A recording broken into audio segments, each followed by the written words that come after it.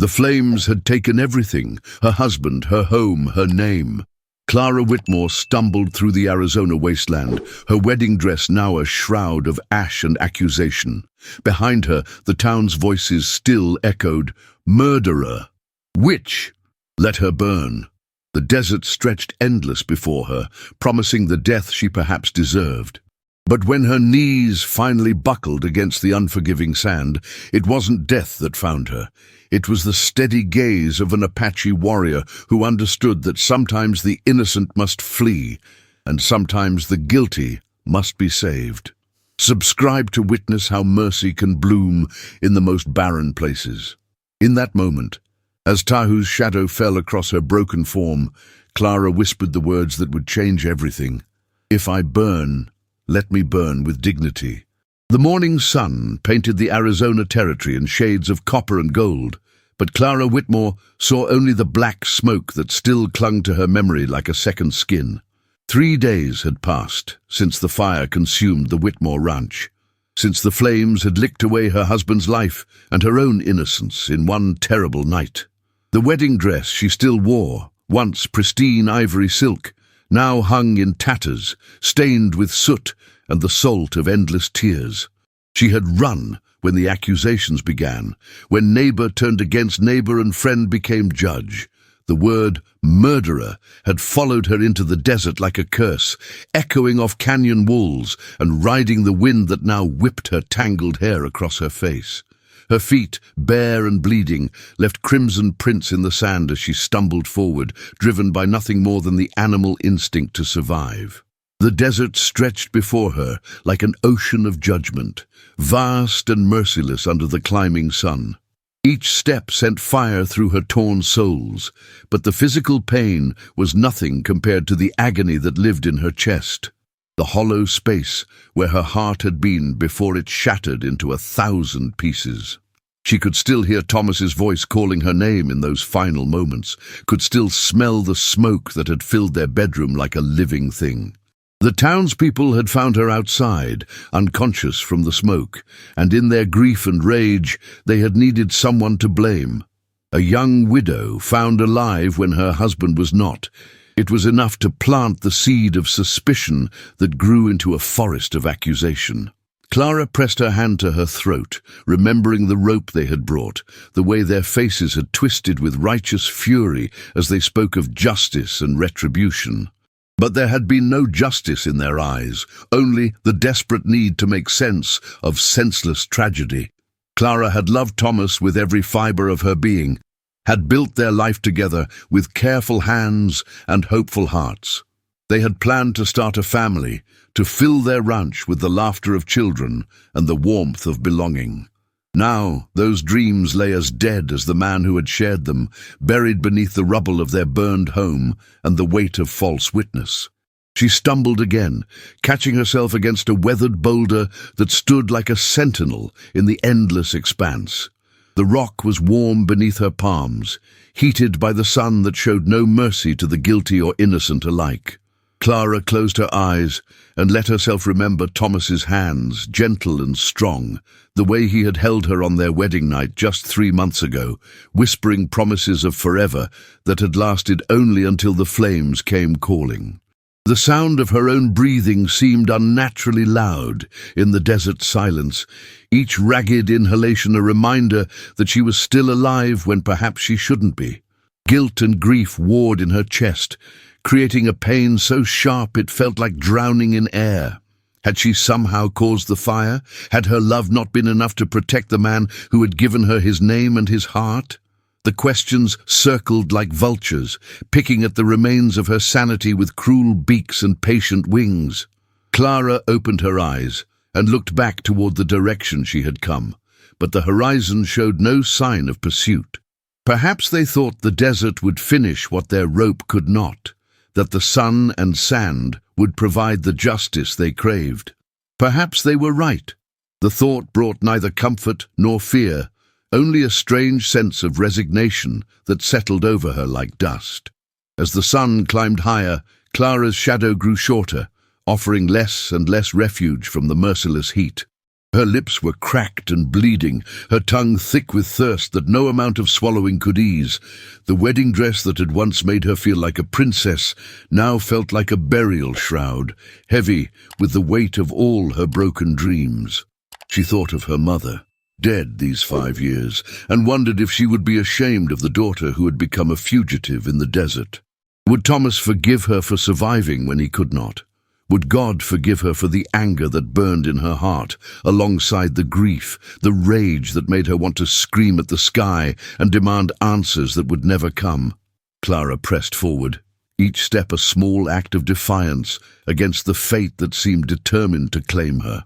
The desert began to shimmer with heat mirages, creating phantom lakes that promised water but delivered only more sand and stone. Clara's vision blurred. Whether from tears or dehydration she could no longer tell. Her legs trembled with exhaustion, muscles cramping from the effort of carrying her broken body across the unforgiving landscape. She could feel her strength ebbing like water from a cracked vessel, leaving her hollow and brittle as old bones. The sun beat down without mercy, a golden hammer striking the anvil of her suffering with rhythmic precision. Clara whispered Thomas's name to the wind, a prayer and a goodbye wrapped in the same breath, and felt her knees begin to buckle as the desert finally claimed its due.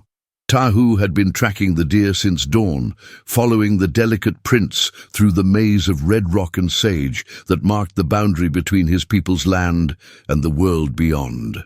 The Apache warrior moved with the fluid grace of one born to the desert, his moccasined feet finding purchase on stone that would have sent lesser men tumbling into the canyon below.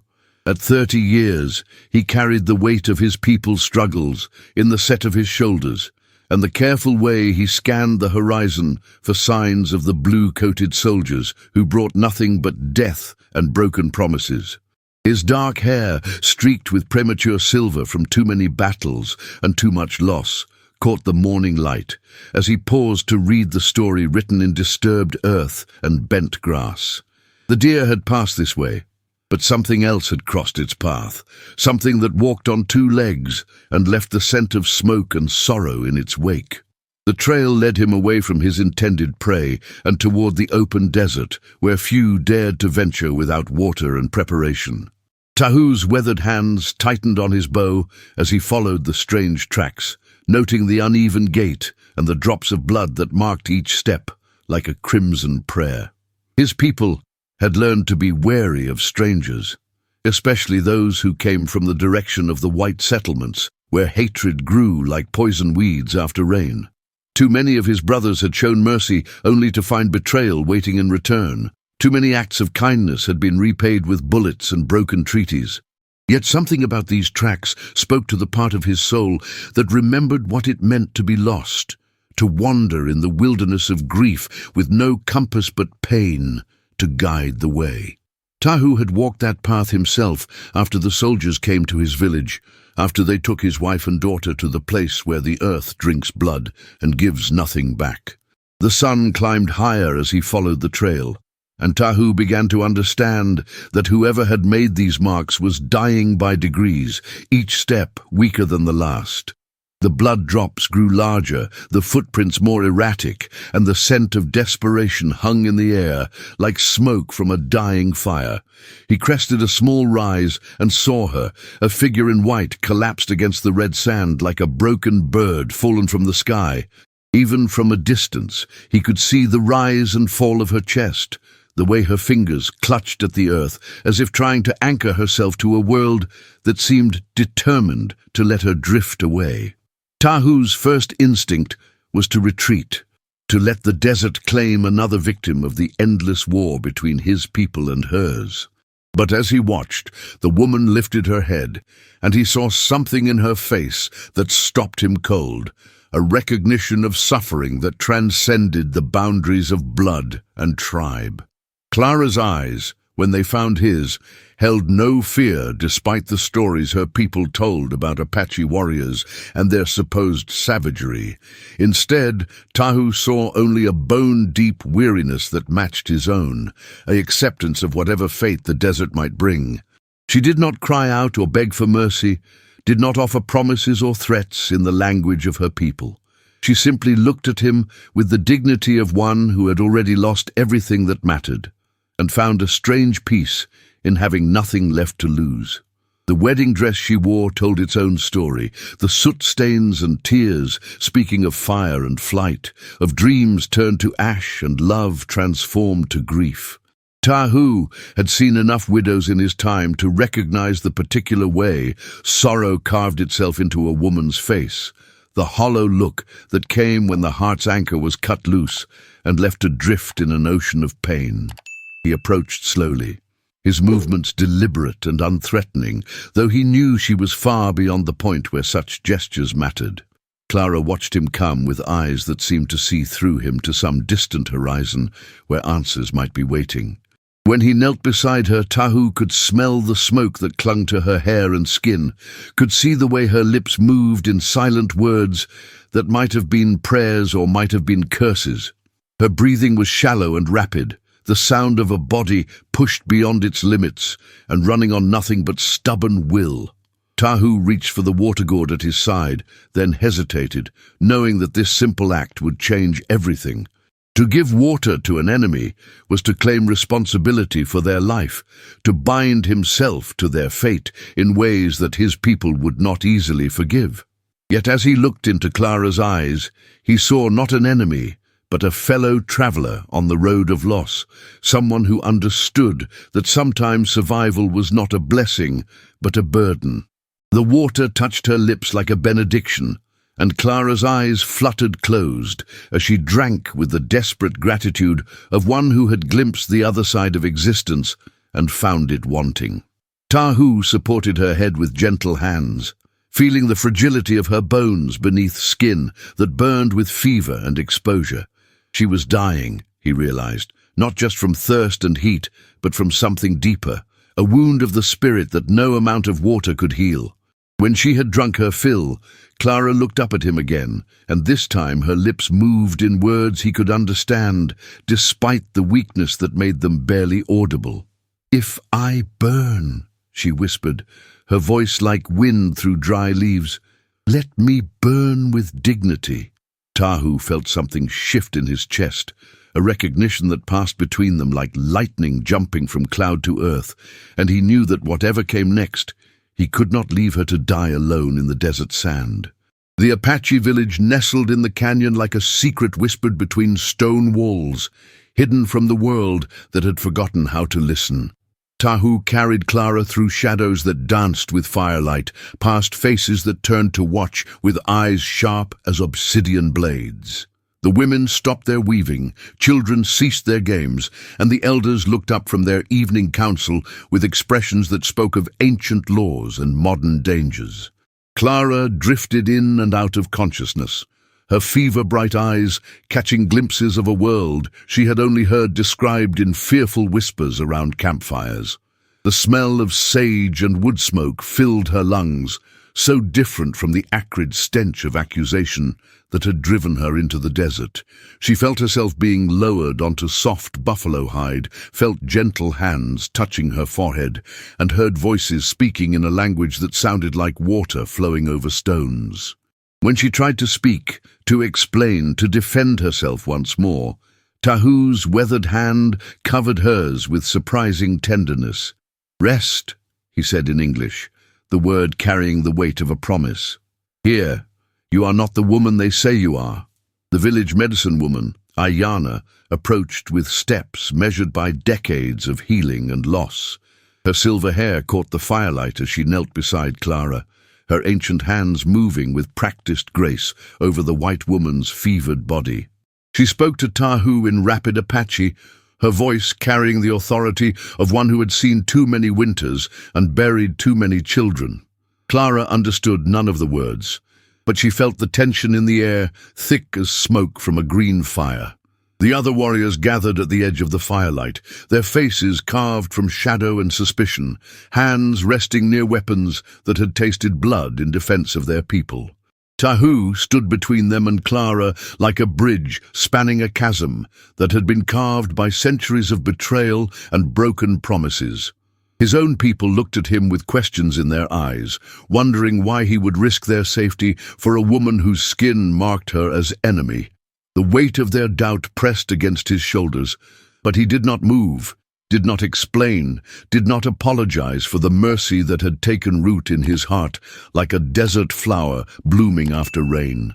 Clara's dreams were filled with fire and smoke, with the sound of her husband's voice calling her name as flames consumed their small cabin on the outskirts of town. She saw again the faces of the townspeople, twisted with rage and certainty, pointing fingers that felt like brands burning her flesh.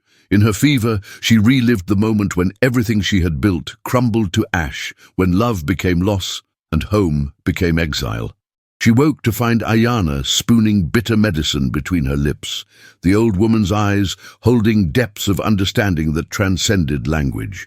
Through cracked lips, Clara whispered fragments of her story, words tumbling out like water from a broken dam.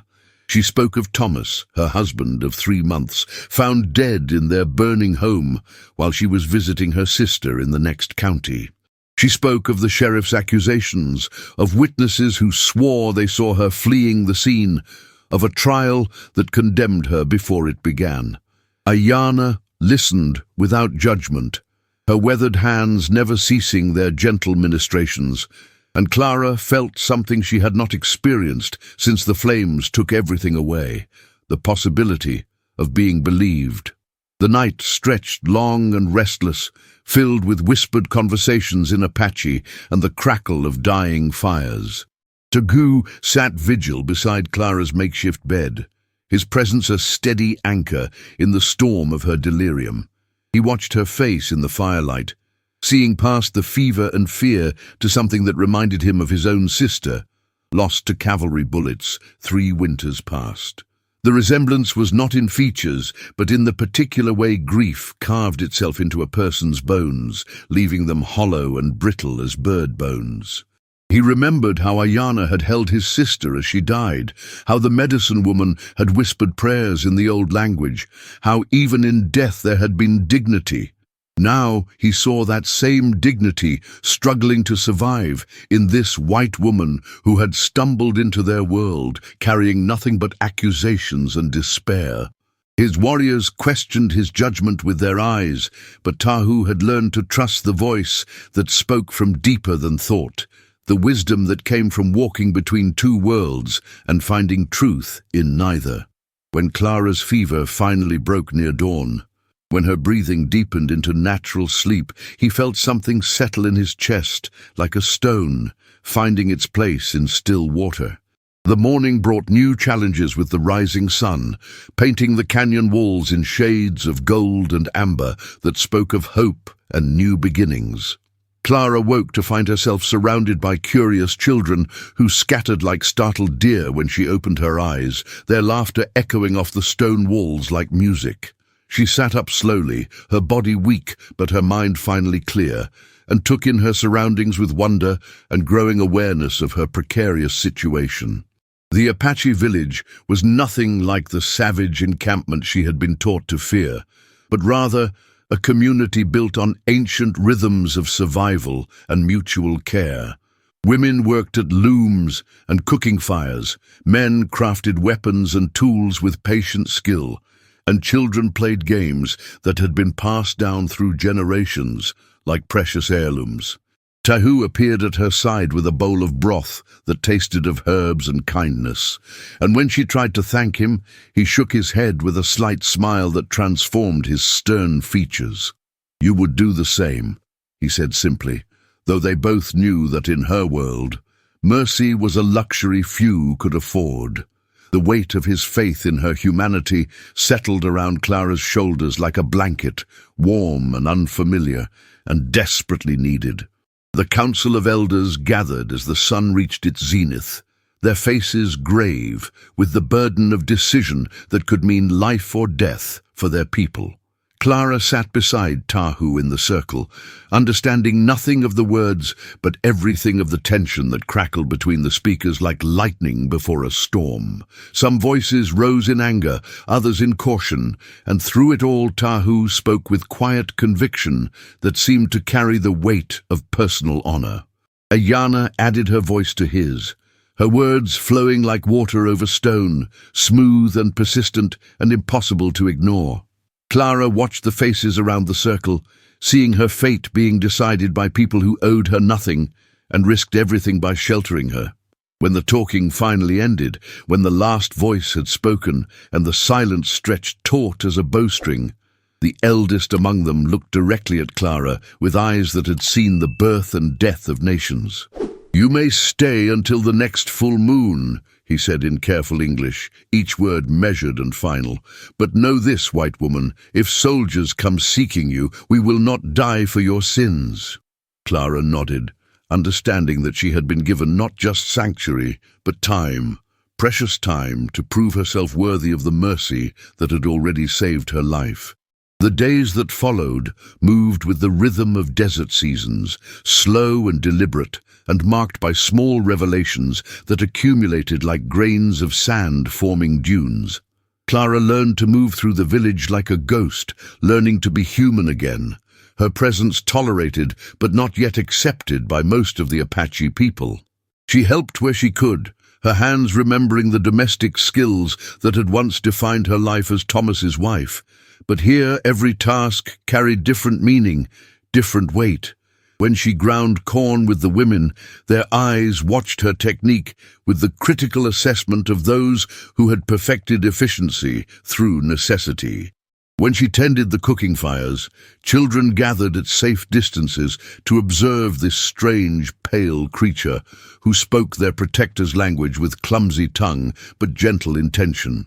Tahu became her translator and guide, teaching her words that tasted foreign in her mouth but carried the flavor of belonging she had thought lost forever.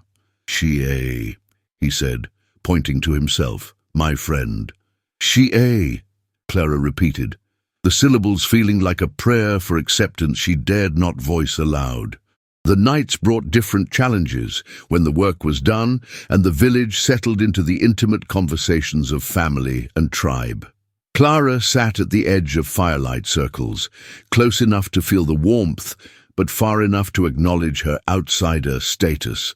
She listened to stories told in Apache, understanding nothing of the words, but everything of the emotions that painted faces in shades of joy and sorrow and remembrance. Tahu would sometimes translate fragments for her, tales of ancestors and animals, of battles won and lost, of love that transcended death and honor that outlasted empires. In return, Clara began to share her own stories, speaking of her childhood in Ohio, of parents who had died of fever, of the journey west that had brought her to Thomas and to the life that had burned away in a single night. Her words fell into the circle like stones dropped in still water, creating ripples of understanding that surprised her with their reach. Even those who spoke no English seemed to recognize the universal language of loss, and gradually the distance between her and the fire began to shrink. Tahu found himself caught between worlds in ways he had not anticipated, his loyalty to his people warring with something deeper and more dangerous growing in his chest. He watched Clara adapt to their ways with the desperate grace of someone who had nowhere else to go, and he saw in her efforts the same determination that had kept his own people alive through decades of displacement and persecution. When she struggled with the Apache words for gratitude, he felt an unexpected tenderness that had nothing to do with pity and everything to do with recognition. She was learning not just their language, but their way of seeing, their understanding that survival required community and community required trust. The other warriors noticed his attention to the white woman, their glances carrying warnings about the dangers of caring too much for someone who could never truly belong.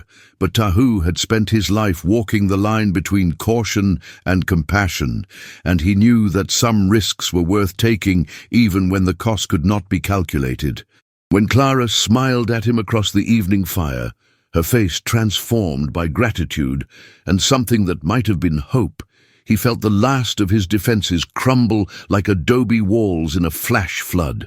The full moon approached like a deadline written in silver light, marking the end of the sanctuary that had been granted with such reluctance and careful conditions. Clara felt the weight of approaching decision in every interaction, every glance, every word spoken in her presence. She had proven herself useful but not indispensable, grateful but not transformed into something other than what she was. A white woman carrying the burden of accusations that might or might not be true. The village children had grown comfortable with her presence, bringing her small gifts of smooth stones and braided grass, but their parents still watched with eyes that calculated risk and benefit with the cold precision of those who had learned that kindness could be a luxury they could not afford. Ayana spoke for her in council meetings, her voice carrying the authority of one who had seen Clara's fever dreams and heard her midnight confessions. But even the medicine woman's support could not erase the fundamental truth that sheltering a fugitive put the entire community in danger. When Tahu found Clara sitting alone at the canyon's edge, staring out at the desert that had nearly claimed her life, he saw in her posture the resignation of someone preparing to face the inevitable. "They will not send you away," Tahu said, settling beside her on the sun-warmed stone, his voice carrying a certainty that surprised them both. Clara turned to look at him, searching his face for the source of such confidence, and found there something that made her heart skip like a stone across water. "How can you be sure?" she asked, her voice barely above a whisper, afraid that speaking too loudly might shatter whatever fragile hope he was offering. Tahu was quiet for a long moment, his eyes fixed on the horizon where heat waves danced like spirits in the afternoon light. "Because I have spoken for you," he said finally, the words carrying the weight of a promise that could not be taken back. "I have told them that you are no longer the woman who fled into the desert, that the fire that burned your old life has forged something new." Clara felt tears she had not allowed herself to shed gathering in her eyes, salt water that tasted of gratitude and fear and something that might have been love. "And if you are wrong?" she asked, her voice breaking on the question that had haunted her since the night she first ran. Tahu turned to face her fully, his dark eyes holding depths of certainty that seemed to reach back through generations of wisdom. "Then we will face whatever comes together," he said, and in those words Clara heard the sound of a door opening to a future she had never dared to imagine.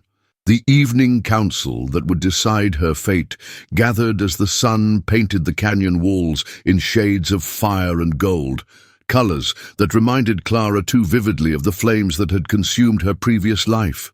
She sat in the circle with hands folded in her lap, her heart beating so loudly she was certain everyone could hear it echoing off the stone walls.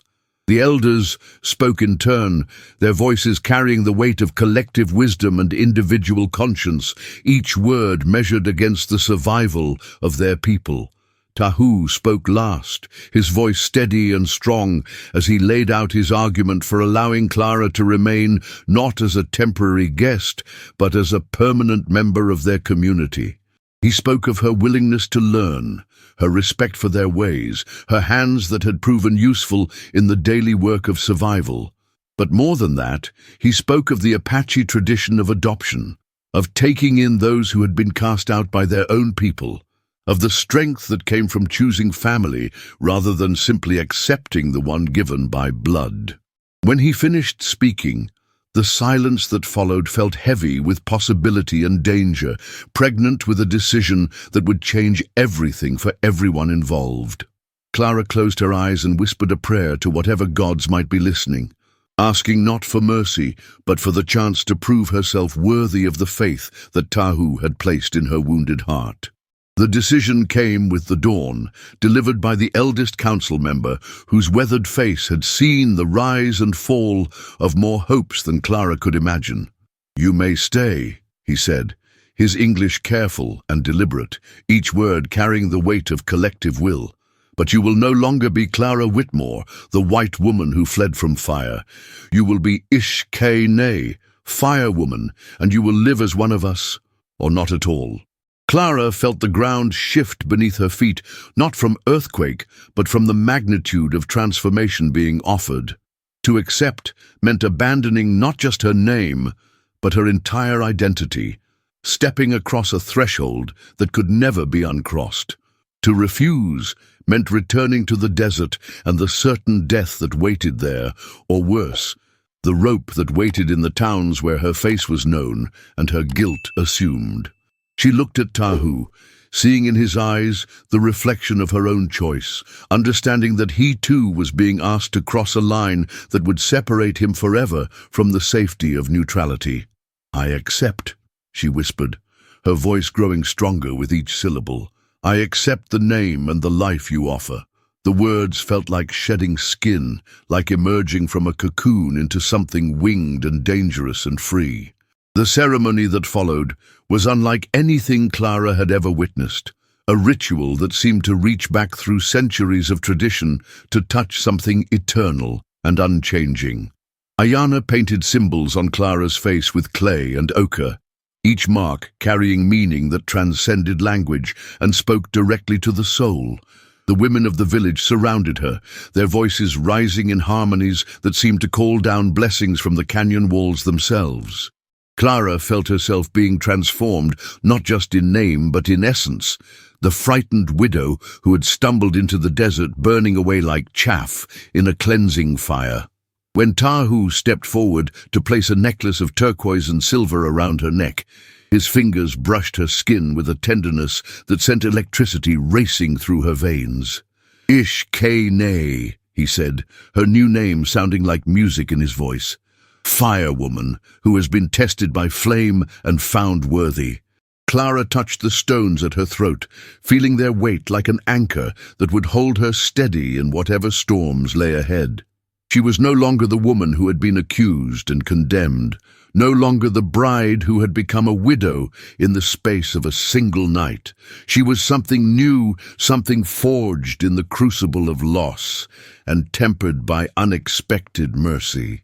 The weeks that followed brought a settling into rhythms that felt both foreign and familiar, like learning to walk in shoes that had been made for someone else's feet, but gradually molded themselves to her own shape.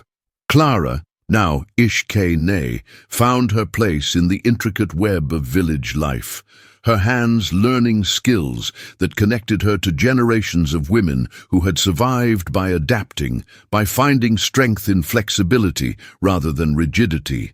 She learned to weave baskets from willow and pine needles, her fingers growing nimble with practice and patience. She learned to prepare traditional foods, to recognize the plants that healed and those that harmed, to read the sky for signs of weather and season. But more than skills, she learned the deeper lessons of Apache life, the importance of balance, the necessity of thinking 7 generations ahead, the understanding that individual survival was meaningless without community survival. Tahu became not just her teacher, but her anchor, his presence a constant reminder that she had been chosen not just by the tribe, but by something deeper and more personal. When their hands touched while working side by side, when their eyes met across the evening fire, Clara felt the stirring of emotions she had thought buried with Thomas in the ashes of her former life. The first test of her new identity came when riders appeared on the canyon rim, their silhouettes dark against the morning sky, like harbingers of a past that refused to stay buried. Clara's heart hammered against her ribs as she recognized the uniforms of territorial marshals, men whose job it was to hunt down fugitives and bring them to justice regardless of guilt or innocence.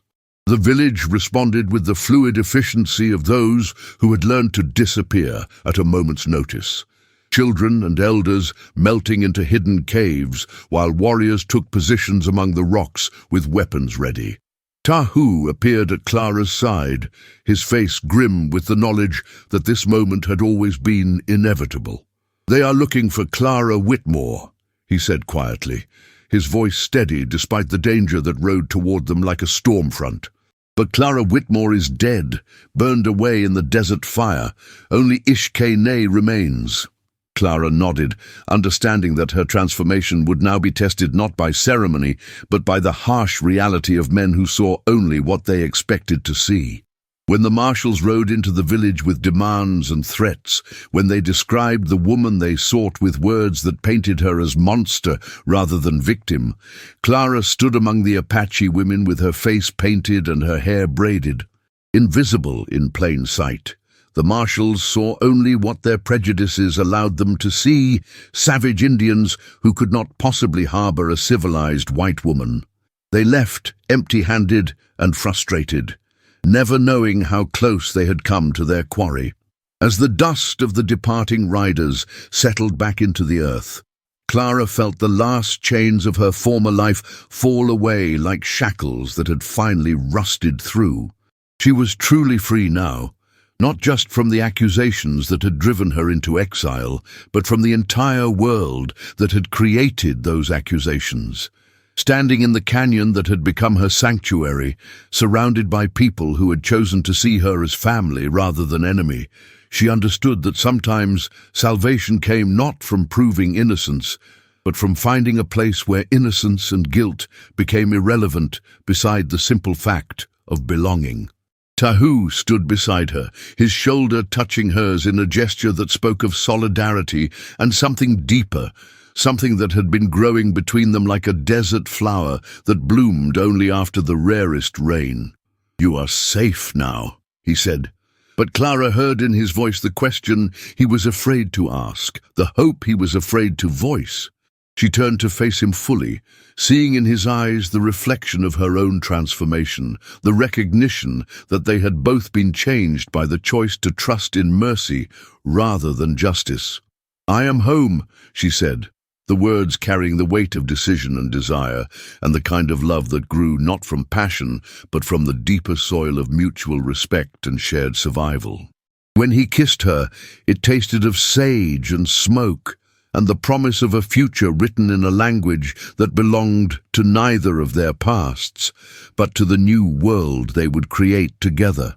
The canyon walls caught the echo of their whispered promises, holding them safe in stone that had witnessed countless other transformations, other choices to begin again rather than simply endure. Clara Ishkay-Nay, firewoman, felt the last of her old self burn away in the heat of Tahu's embrace, leaving only the essential core that had survived flame and accusation and exile to emerge stronger and more true than anything she had ever been before. In choosing to stay, she had chosen not just survival, but the kind of life that made survival worthwhile, the kind of love that grew from ashes and bloomed in the most unlikely soil. The fire that had destroyed her past had also forged her future, and she walked into it with eyes wide open and heart finally completely free.